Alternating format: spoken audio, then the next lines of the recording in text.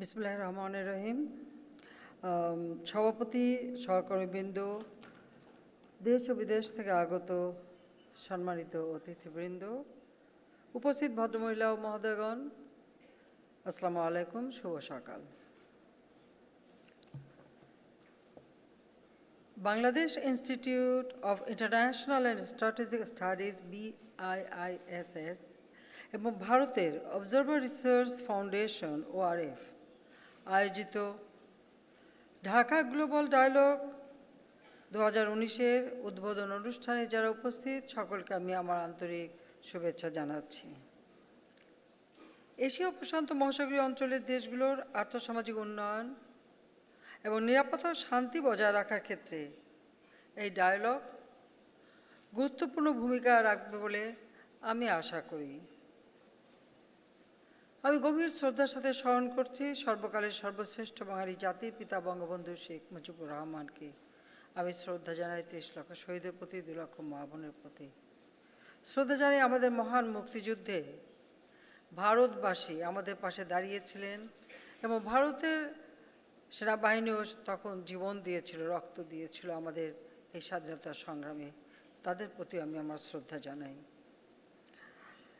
জাতিপিতা বঙ্গবন্ধু শেখ মুজিবুর রহমানের লক্ষ্য ছিল যে বাংলাদেশকে তিনি ক্ষুধামুক্ত, দারিদ্র্যমুক্ত, শান্তিপূর্ণ একটি বাংলাদেশ গড়ে তুলবেন এবং সেই লক্ষ্য সামনে নিয়ে 1974 সালে জাতিসংঘে তিনি যে ভাষণ দিয়েছিলেন, সেই ভাষণেও তিনি সারা বিশ্বের মানুষের যে দারিদ্রতা, ক্ষুধা এবং সংঘাতমূলক এই কথা উল্লেখ করে তিনি চেয়েছিলেন, তিনি বিশ্ববাসীর কাছে আবেদন করেছিলেন যে তিনি একটি দারিদ্র, ক্ষুধা, সংঘাতমুক্ত বিশ্ব গড়ার আহ্বান দেন।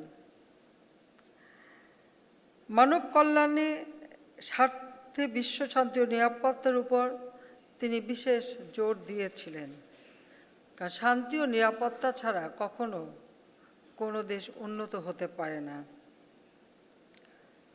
সুধীমণ্ডলী, আন্তর্জাতিক পরিমণ্ডলে বাংলাদেশ আজ প্রায়শই উন্নয়নের বিশ্ব হিসেবে অভিহিত হচ্ছে। আজ বাংলাদেশ বিশ্বের দ্রুত বর্ধনশীল অর্থনীতিগুলোর অন্যতম। বিশ্ব ব্যাংকের তথ্য অনুযায়ী বাংলাদেশ বর্তমান এশিয়ায় দ্বিতীয় এবং বিশ্বে 5ম দ্রুত বর্ধনশীল অর্থনীতি। চলতি বছর বাংলাদেশের অর্থনীতি 300 বিলিয়ন মার্কিন ডলারের সীমা অতিক্রম করেছে।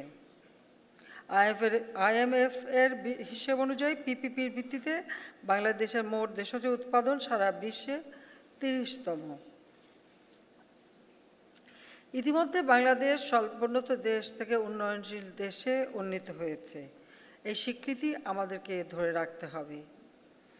2021 সালের মধ্যে মধ্যম আয়ের দেশে এবং 2041 সালের মধ্যে উন্নত সমৃদ্ধ দেশে উত্তরণ হওয়ার লক্ষ্যে আমরা আমাদের রূপকল্প 2021 এবং রূপকল্প 2041 গ্রহণ করেছি। এমনকি একটি দল হিসেবে আমাদের নির্বাচনী ইশতেহারেও আমরা এই ঘোষণা দিয়েছি। উন্নয়ন কৌশল হিসেবে আমরা দারিদ্র্য দূরীকরণ, টেকসই প্রবৃদ্ধি, পরিবেশ সুরক্ষা এবং মানব সম্পদ উন্নয়ন এই বিষয়সমূহের উপরে সবথেকে বেশি গুরুত্ব দিয়েছি। জাতিসংঘ ঘোষিত সহস্রাব্দ উন্নয়ন লক্ষ্যমাত্রা অর্জনের পর আমরা টেকসই উন্নয়ন লক্ষ্যমাত্রা অর্থাৎ MDG অর্জনের পর আমরা SDG বাস্তবায়নে বিশেষ তৎপর পদক্ষেপ গ্রহণ করেছি। আমরা দারিদ্র্যের হার, যেখানে 2006 সালে বাংলাদেশে দারিদ্র্যের হার ছিল 41.5%, আমরা আজকে তা কমিয়ে এনেছি 21% 2018 সালের হিসেবে। কিন্তু আমাদের লক্ষ্য যে আমরা এই দারিদ্র্যের হার আরও কমিয়ে নিয়ে আসব। আমরা সেই লক্ষ্য নিয়েই বিভিন্ন কর্মসূচি বাস্তবায়ন করে যাচ্ছি এবং SDGর যে সমস্ত বিষয়গুলো আমাদের দেশের ক্ষেত্রে প্রযোজ্য, সে বিষয়গুলো আমরা আমাদের ষষ্ঠ পঞ্চম বার্ষিকী এবং সপ্তম পঞ্চবার্ষিকীতে আমরা এই পঞ্চবার্ষিকী পরিকল্পনায় অন্তর্ভুক্ত করেছি এবং সপ্তম পঞ্চবার্ষিকী আমরা বাস্তবায়ন করে যাচ্ছি। ইতিমধ্যে আমরা অষ্টম পঞ্চবার্ষিকী প্রণয়নের কাজও হাতে নিয়েছি, যেখানে এই বিষয়গুলিও অন্তর্ভুক্ত থাকবে। আমরা সবথেকে বেশি জোর দিয়েছি শিক্ষার উপরে। শিক্ষিত জাতি ছাড়া কখনো ক্ষুধামুক্ত দারিদ্র্যমুক্ত দেশ গড়া সম্ভব নয়, আর সেই লক্ষ্য নিয়ে আমরা বহুমুখী পদক্ষেপ নিয়েছি। আমরা প্রি প্রাইমারি থেকে মাধ্যমিক পর্যন্ত বিনামূল্যে আমাদের শিক্ষার্থীদের বই দিচ্ছি। প্রায় 2,03,00,000 শিক্ষার্থী বৃত্তি পাচ্ছে। সে বৃত্তিও আমরা উচ্চশিক্ষা পর্যন্ত বৃত্তি দিচ্ছি, এমনকি প্রাইমারিতেও আমরা বৃত্তি দিয়ে থাকি। সম্প্রতি 4 লাখ শিশুকে স্কুলে দুপুরে খাবার প্রদানের জন্য প্রকল্প গ্রহণ করা হয়েছে এবং এর অধিকাংশ স্বপ্রণোদিত। নিজেদের উদ্যোগে নিজেরাই এই টিফিনের ব্যবস্থা করবে এবং সরকারের পক্ষ থেকে আমরা সহায়তা করছি, আর কিছু কিছু আমরা বিশেষ অনুদানও পাচ্ছি, সহযোগিতা পাচ্ছি। সবার জন্য স্বাস্থ্য, এটা আমাদের লক্ষ্য। একেবারে প্রত্যন্ত অঞ্চলে গ্রামে যারা বসবাস করে তাদেরও চিকিৎসার ব্যবস্থা যাতে নিশ্চিত হয়, সেই পদক্ষেপ নিয়ে আমরা কমিউনিটি ক্লিনিক এবং আমাদের ইউনিয়ন স্বাস্থ্যকেন্দ্র প্রতিষ্ঠার মাধ্যমে 30 প্রকার ঔষধ বিনামূল্যে বিতরণ করছি সাধারণ মানুষের মাঝে। এতে সবথেকে বেশি লাভবান হচ্ছে মা ও শিশুরা। সমাজের অনগ্রসর ও অরক্ষিত অংশকে বিভিন্ন ভাতা প্রদানের পাশাপাশি অন্তর্ভুক্তিমূলক উন্নয়নের জন্য আমরা আমার গ্রাম আমার শহর, অর্থাৎ এক একটা গ্রামকেই আমরা সেখানে যে মানুষ বাস করে তাদেরকে শহরে মানুষ যে সব সুবিধা পায় সেই সুবিধাগুলি আমরা নিশ্চিত করতে চাই। তাহলে গ্রাম থেকে মানুষের এই যে রাজধানীমুখী হওয়া বা শহরমুখী হওয়ার প্রবণতা হ্রাস পাবে, আর সেখানেই অর্থনৈতিক কর্মচাঞ্চল্যতা সৃষ্টি হবে, যা দারিদ্র্য হ্রাস করতেও সহায়ক হবে।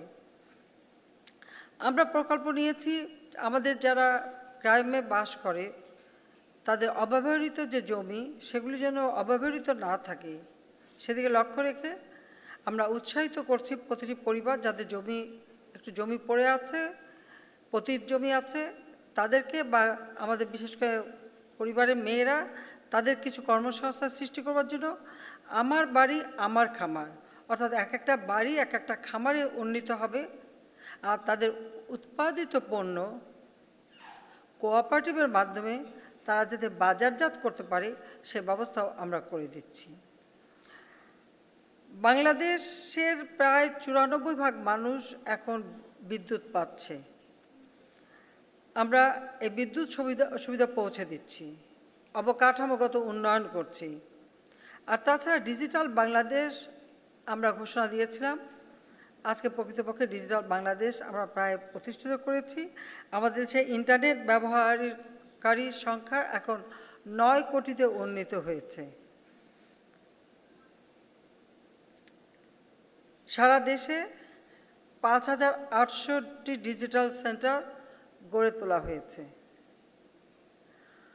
আমাদের 8,500 পোস্ট অফিস আছে, সেগুলিতেও আমরা ডিজিটাল সেন্টার করে দিয়েছি।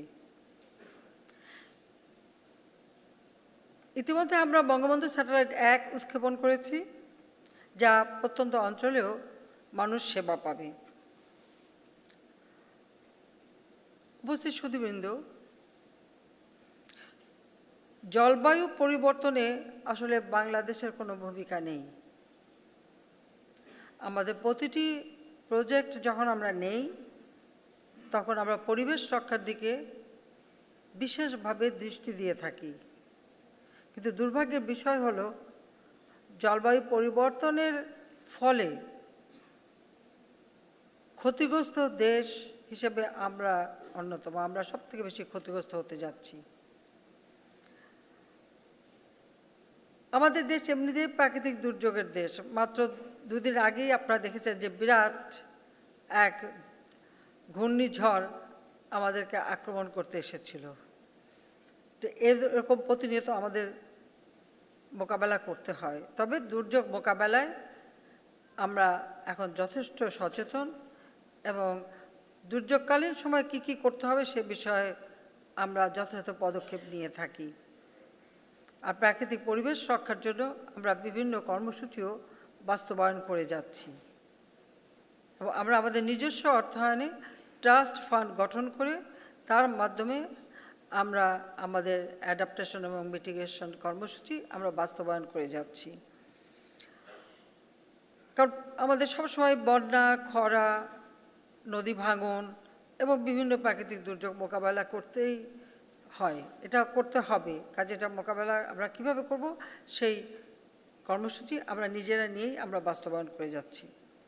আমরা নিজস্ব অর্থায়নে কিছু অভিযোজন ও প্রশমনমূলক কর্মসূচি বাস্তবায়ন করছি। দীর্ঘমেয়াদী পরিকল্পনার অংশ হিসেবে ডেল্টা প্ল্যান 2100 গ্রহণ করেছি।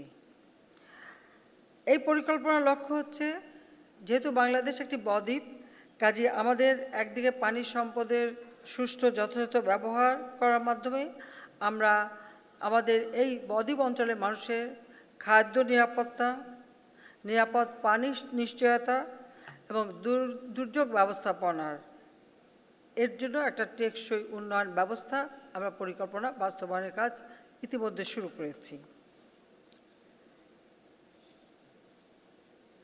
ভৌগোলিকভাবে বাংলাদেশ বঙ্গোপসাগর তথা ভারত মহাসাগরের তীরবর্তী দেশ। নানা কারণে এই মহাসাগর অত্যন্ত গুরুত্বপূর্ণ। ভারত মহাসাগর দিয়ে অনেকগুলো গুরুত্বপূর্ণ সমুদ্রপথ অতিক্রম করে, যা এশিয়ার বৃহৎ অর্থনীতিসমূহের জ্বালানি ও রসদের যোগান দিয়ে থাকে। বিশ্বের কন্টেইনার শিপমেন্টের অর্ধেক এবং সমুদ্রবাহিত যে তেল বাণিজ্য তার শতকরা 80% অতিক্রান্ত হয় ভারত মহাসাগর দিয়ে। বিশ্বের প্রমাণিত তেল মজুদের শতকরা 16.8% এবং প্রাকৃতিক গ্যাস মজুদের শতকরা 27.9% এই মহাসাগর ও তৎসংলগ্ন সাগরসমূহে অবস্থিত। সারা বিশ্বে শতকরা 28% মৎস্য আহরিত হয় এই অঞ্চলে। এই বিপুল সম্পদের উৎস এবং কৌশলগত কারণে ভারত মহাসাগর বরাবরই অত্যন্ত গুরুত্বপূর্ণ বলে বিবেচিত হয়। আর্থসামাজিক উন্নয়ন ও সমৃদ্ধি বিবেচনায় বর্তমান শতক এশিয়ার শতক হিসেবে বিবেচনা করা হচ্ছে। ফলে এই অঞ্চলের সমৃদ্ধির স্বার্থে শান্তি সৌহার্দ্য বজায় রাখা একান্তভাবে জরুরি বলে আমি মনে করি। আমি মনে করি আমাদের এই অঞ্চলে আমাদের সবথেকে বড় শত্রুকে কে? আমাদের বড় এনিমি, আমাদের সবথেকে বড় এনিমি হচ্ছে, শত্রু হচ্ছে দারিদ্র্য, পভার্টি। আমরা যদি সকলে একযোগে কাজ করি, একসঙ্গে কাজ করি, তাহলে অবশ্যই আমরা দারিদ্র্যকে জয় করতে পারবো বলে আমি বিশ্বাস করি। আর সেই কারণেই আমাদেরকে এক হয়ে কাজ করা দরকার, যেন আমাদের এই অঞ্চলের মানুষগুলির সুখ স্বাচ্ছন্দ্য, তাদের অর্থনৈতিক উন্নতি, তাদের অগ্রগতি আমরা নিশ্চিত করতে পারি। সমুদ্র তীরবর্তী দেশ হিসেবে বাংলাদেশের অর্থনীতিতে সমুদ্রের ভূমিকা ব্যাপক এবং বিভিন্ন কারণে বাংলাদেশ ভারত মহাসাগর ও বঙ্গোপসাগর এলাকাকে গুরুত্বের সঙ্গে বিবেচনা করে। প্রথমত, বাংলাদেশের বহির্বাণিজ্যের শতকরা 90% সমুদ্র পথে হয়ে থাকে। এই সমুদ্র বাণিজ্য পথের নিরাপত্তা ও স্থিতিশীলতা বাংলাদেশের অর্থনৈতিক স্থিতিশীলতার জন্য অত্যন্ত গুরুত্বপূর্ণ।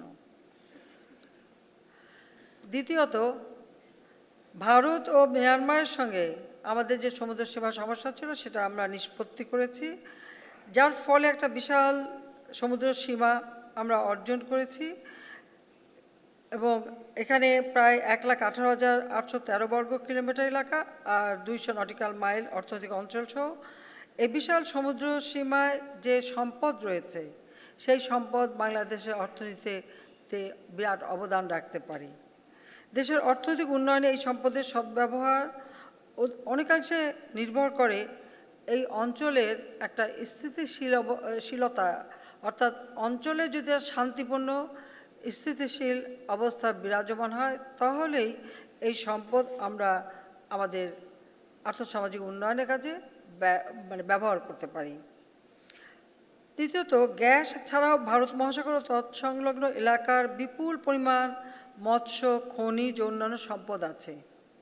সুষ্ঠু পরিবেশসম্মত পরিকল্পনা এবং সকলের সম্মিলিত প্রচেষ্টার মাধ্যমে এই সম্পদ এলাকার দেশসমূহের অর্থনৈতিক উন্নয়নে ব্যবহার করাও সম্ভব।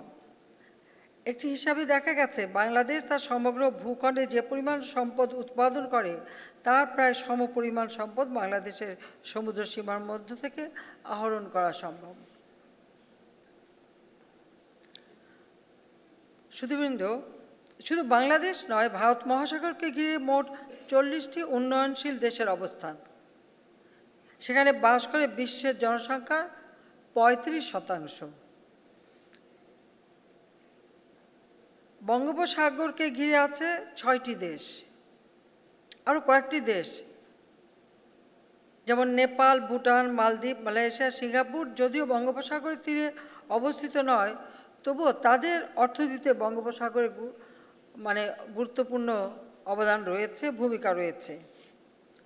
বঙ্গোপসাগর ও ভারত মহাসাগরের তীরবর্তী নির্ভরশীল দেশগুলোর অর্থনীতি ও তাদের বিপুল জনগোষ্ঠীর জীবন ও সাগর মহাসাগর দ্বারা নানাভাবে প্রভাবিত হয়ে থাকে।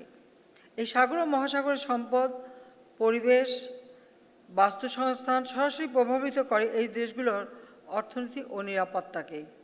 তাই এই দেশগুলোর অর্থনীতি ও নিরাপত্তার জন্য বঙ্গোপসাগর ও ভারত মহাসাগর এলাকায় শান্তি ও স্থিতিশীলতা একান্তভাবে অপরিহার্য। আঞ্চলিক নিরাপত্তার প্রসঙ্গে আমি বলতে চাই, যেমন নির্যাতনের মুখে বাংলাদেশে পালিয়ে আসা মিয়ানমারের 11 লাখেরও বেশি রোহিঙ্গা নাগরিক শুধু বাংলাদেশের জন্য নয়, এই অঞ্চলের জন্য নিরাপত্তার হুমকি। এই অঞ্চলের নিরাপত্তা রক্ষা করতে গেলে আমি মনে করি এই সমস্যার আশু সমাধান হওয়া প্রয়োজন। বিশ্ব সম্প্রদায়কে বিষয়টা অনুধাবন করে যথাযথ ব্যবস্থা নেবার জন্য আমি আহ্বান জানাচ্ছি। আমাদের পররাষ্ট্র নীতি, যেটা জাতির পিতা বঙ্গবন্ধু শেখ মুজিবুর রহমান আমাদের দিয়ে গেছেন, আমরা সেই নীতিতেই বিশ্বাস করি। সকলের সাথে বন্ধুত্ব, কারোর সাথে বৈরিতা নয়। আমাদের পররাষ্ট্র নীতির ক্ষেত্রে এটা আমরা যথাযথভাবে পালন করে যাচ্ছি। সারা বিশ্বে যদি কেউ আপনারা দেখেন যে সারা বিশ্বের প্রতিটি দেশের সাথে বাংলাদেশের সম্পর্ক অত্যন্ত সুন্দর এবং বন্ধুত্বপূর্ণ। কোনো দেশ বলতে পারবে না কারোর সাথে আমাদের ঝগড়া আছে। এমনকি মিয়ানমারের থেকে যে 11 লাখ মানুষ আমাদের দেশে আশ্রয় নিয়েছে, তাদের সাথেও কিন্তু আমরা ঝগড়ায় লিপ্ত হইনি, বরং আমরা আলাপ আলোচনা চালিয়ে যাচ্ছি, সমঝোতা করার চেষ্টা করছি। আমরা সেভাবে আমাদের পররাষ্ট্র নীতি আমরা অনুসরণ করে যাচ্ছি, অনুশীলন করে যাচ্ছি। সমুদ্র সীমা সামুদ্রিক অর্থনীতির ক্ষেত্রেও বাংলাদেশ মনে করে পরস্পরের সঙ্গে তীব্র প্রতিযোগিতা বা জিরো সাম গেম বঙ্গোপসাগর বা ভারত মহাসাগরের নীল অর্থনীতি বিকাশের জন্য সহায়ক নয়, বরং তা এই অঞ্চলের নিরাপত্তা ও স্থিতিশীলতার ক্ষেত্রে বড় প্রতিবন্ধক।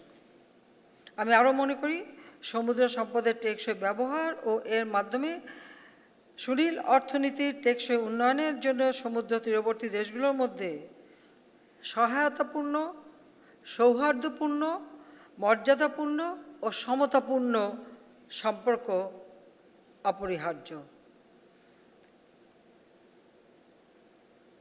বাংলাদেশ সর্বদা বঙ্গোপসাগর ও ভারত মহাসাগর এলাকায় শান্তিপূর্ণ ও সহযোগিতাপূর্ণ সম্পর্ক জোরদারে সচেষ্ট। বাংলাদেশ তার দুই প্রতিবেশী দেশ মিয়ানমার ও ভারতের সঙ্গে সমুদ্র সীমা সম্পর্কিত বিরোধ শান্তিপূর্ণভাবে সমাধান করেছে। আমি মনে করি সারা বিশ্বে এটা একটা দৃষ্টান্ত থাকতে পারে, কারণ আমরা যে সমস্যাগুলি সমাধান করে যাচ্ছি, এমন ভারতের সাথে আমাদের ল্যান্ড বাউন্ডারি নিয়ে অর্থাৎ স্থল সীমানা নিয়েও যে সমস্যা ছিল, সেটা অত্যন্ত সৌহার্দ্যপূর্ণভাবে আমরা তা সমাধান করেছি এবং আমরা ছিটমহল বিনিময় করেছি, যেটা সারা বিশ্বে একটা দৃষ্টান্ত স্থাপন করতে পারে। প্রতিবেশী থাকলে সমস্যা থাকবেই, কিন্তু তা আলোচনার মাধ্যমে বন্ধুত্বপূর্ণ সম্পর্কের মাধ্যমেই সমাধান করা সম্ভব, ঝগড়াঝাটি করে নয়, যেটা আমি বিশ্বাস করি। উপস্থিত সুধীবৃন্দ, বঙ্গোপসাগর ও ভারত মহাসাগর এলাকায় জলদস্যুতা, সশস্ত্র ডাকাতি, উপকূলবর্তী সামুদ্রিক এলাকায় সন্ত্রাসী আক্রমণ, মানব পাচার, অস্ত্র ও মাদক পাচার এর মতো অপ্রথাগত নিরাপত্তা ঝুঁকি বিদ্যমান। এসব অপ্রথাগত নিরাপত্তা ঝুঁকি নিরসনে সকলকে একযোগে কাজ করতে হবে। অন্যদিকে মৎস্য সম্পদ সহ সামুদ্রিক সম্পদের মাত্রাতিরিক্ত আহরণ ও নানাবিধ দূষণ এলাকা সামুদ্রিক পরিবেশকে বিপন্ন করে তুলছে। শুধু বঙ্গোপসাগর ভারত মহাসাগর না, বর্তমানে বিশ্বের সকল সাগর মহাসাগরই আজ এই দ্বিবিধ সমস্যায় আক্রান্ত। প্রতি বছর বিশ্বের সাগর মহাসাগরগুলিতে যোগ হচ্ছে 8 মিলিয়ন টন প্লাস্টিক বর্জ্য। দূষণ ও সামুদ্রিক সম্পদের মাত্রাতিরিক্ত আহরণ সামুদ্রিক বাস্তু সংস্থানকে বিনষ্ট করছে, পৃথিবীর সামগ্রিক পরিবেশকে ক্ষতিগ্রস্ত করছে, হুমকির মুখে ঠেলে দিচ্ছে মানুষের জীবন ও জীবিকা। তবে আমি বিশ্বাস করি যে কোনো একক দেশের পক্ষে এই সমস্যার সমাধান করা সম্ভব নয়। এখানে সকলের মিলিতভাবেই এই সমস্যার সমাধান করতে হবে। এই সকল সমস্যার সমাধানে ভারত ও প্রশান্ত মহাসাগর এলাকার দ্বিপক্ষীয় বহুপক্ষীয় সহযোগিতা ও অংশীদারিত্ব জোরদার করার জন্য আমি সকল রাষ্ট্রের প্রতি আহ্বান জানাচ্ছি। বাংলাদেশ মনে করে এই সহযোগিতা হতে হবে সকলের অংশগ্রহণমূলক এবং সবার উন্নয়ন ও নিরাপত্তার লক্ষ্য নিয়ে। ভৌগোলিক অবস্থানের কারণে বাংলাদেশ দক্ষিণ এশিয়া ও দক্ষিণ পূর্ব এশিয়ার মধ্যে সেতুবন্ধ হিসেবে কাজ করছে। তেমনিভাবে ঢাকা গ্লোবাল ডায়ালগ 2019 পরিবেশ বান্ধব শান্তি ও সমৃদ্ধি অর্জনের পথে এই অঞ্চলের দেশগুলোর একটি প্ল্যাটফর্ম হিসেবে কাজ করবে। এই ডায়ালগে যেমন সুপারিশ প্রদান করা হবে এবং তাই অঞ্চলের প্রতিবেশীদের মধ্যে সম্পর্ক উন্নয়ন, সহযোগিতা জোরদার এবং সর্বোপরি এই অঞ্চলের শান্তি স্থিতিশীলতা বজায় রাখতে সহায়ক হবে বলে আমি বিশ্বাস করি। এতে অর্জিত সাফল্য থেকে এই অঞ্চলের বাইরের দেশগুলো শিক্ষা গ্রহণ করবে এবং উপকৃত হবে, এ আমার বিশ্বাস। আর সবথেকে বেশি উপকৃত হবে এই অঞ্চলের মানুষগুলি, যারা এখনও দরিদ্র সীমার নিচে বা দারিদ্র্যের কষাঘাতে জর্জরিত, তারা পাবে সুন্দর জীবন, উন্নত জীবন, সমৃদ্ধশালী জীবন। দারিদ্র্য বলে আর কিছু আমাদের অঞ্চলে থাকবে না। এই বিশ্বাস নিয়ে যে আমরা সকলে মিলে একসঙ্গে কাজ করব মানুষের কল্যাণে, মানুষের উন্নয়নে, মানুষের সমৃদ্ধির জন্য, শুধু নিজের দেশ নিজের জন্য না, এই অঞ্চলের সকল দেশের মানুষের জন্য। কথা বলেই আমি নিয়মিতভাবে ঢাকা ডায়ালগের আয়োজন হোক এই আশাবাদ ব্যক্ত করে আমি ঢাকা গ্লোবাল ডায়ালগ 2019-এর শুভ উদ্বোধন ঘোষণা করছি।